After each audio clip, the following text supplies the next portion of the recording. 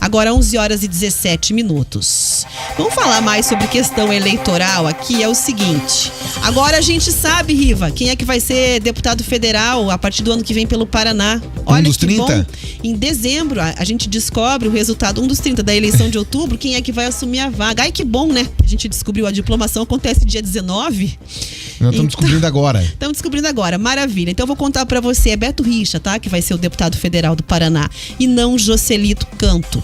Teve decisão do TSE, Justiça Eleitoral negou um recurso do Joselito Canto, que teve aí uma eleição expressiva, 76 mil votos, 76 né, mil. Riva? Só que aí estava sob júdice quando saiu o resultado, porque aí ele tinha tido o registro da candidatura indeferido no TRE do Paraná, só que aí entrou com uma ação no TSE e fez a campanha, ganhou os votos, e aí agora, em dezembro, a gente teve julgamento. E aí o que aconteceu na decisão da noite de ontem, depois de um adiamento, foi de que o recurso de Joselito Canto foi negado. Não tinha sentido no entender da justiça e, portanto, fica claro agora, no dia 7 de dezembro, que quem vai assumir, então, a última vaga, né, para deputado federal em 2023 é o ex-governador Beto Richa. Rivaroli. E eu acho que o principal dessa história, Rafa, é exatamente o que você falou. 2 meses depois da eleição é que você tem a definição. 2 meses depois, né? A pergunta é, se já haviam dito que ele não podia concorrer, por que aceitaram a candidatura? O princípio é básico. Se ele não pode, não é candidato. Ou daqui a pouco a gente vai ver lá o Fernandinho Beiramar preso. Não, a gente sabe que ele não pode, mas deixa ele se candidatar. Aí faz um monte de voto, depois você tira ele, joga fora o voto do eleitor. 76 mil votos foram descartados. Foram jogados fora.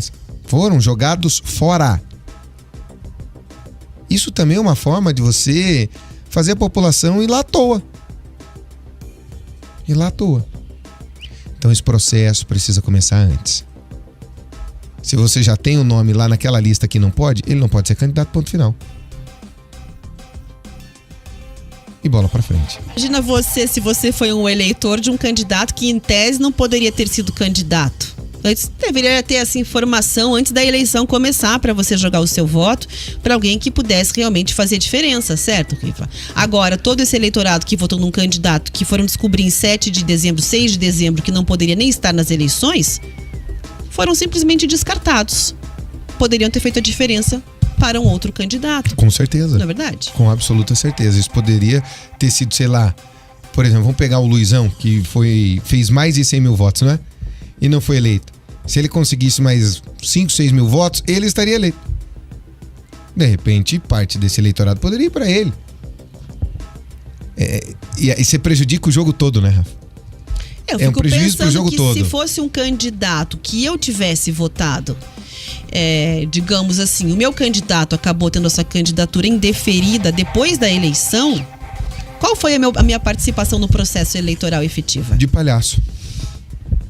A resposta é essa. Eu poderia ter votado em outra pessoa. Poderia ter escolhido outra pessoa se ele não tivesse ali se candidatado. Enfim, a gente precisa acelerar um pouco os processos da justiça eleitoral.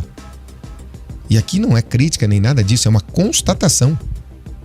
Está constatado que a justiça eleitoral é lenta. E ela precisa ser muito mais célere, não é, Rafa? Agora, por exemplo, os questionamentos que você pode ver sobre a prestação de contas do Sérgio Moro. Tem gente que especula. A especulação de bastidor é uma coisa muito interessante na política, né? Será que iriam reverter? Será que o Moraes iria ter decisão e tal? E daí fica volta e meia. Você vai ler, a Folha de São Paulo vaza alguma coisa lá a respeito do processo, tá? Que tá em andamento, as justificativas que foram dadas para alguns gastos.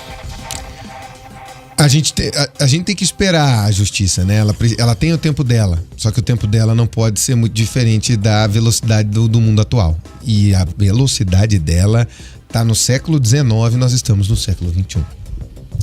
Pois é, 11 horas e 21 minutos.